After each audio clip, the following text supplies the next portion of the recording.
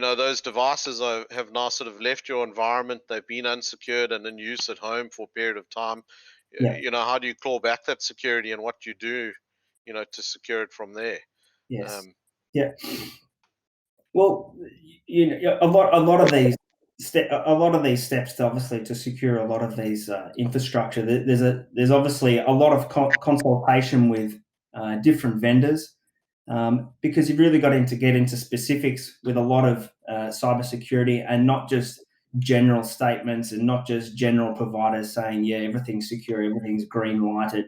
We've got one package to do everything. It's not the case. Yeah. Yes, Steve made a great point around, people are accessing it. You have to be able to access the information.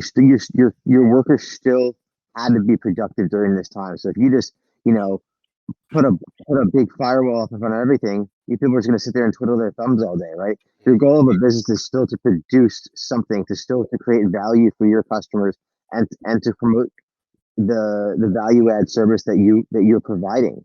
So if you could not have the straight lockdown networks. So the ability to secure the access points and how they're getting into it, but still give speed and reliability and the information needed, it was key. If you think about Gartner's studies over the last, couple of years, there was something like 50 or 60% of time of knowledge workers' time was spent looking for information and trying to gather that, out of databases or file servers or shares or teams or wikis or dockies or you name it.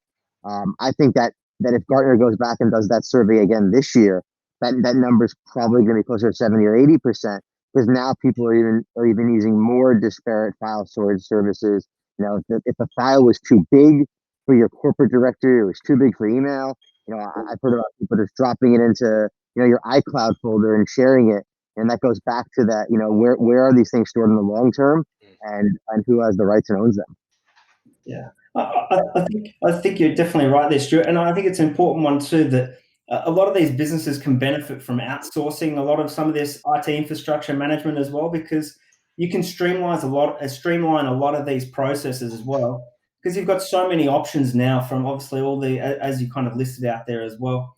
You just kind of really need to leverage on your kind of expertise of IT specialists that come up with some kind of cost-effective solution for accessing this stuff, and obviously doing it securely.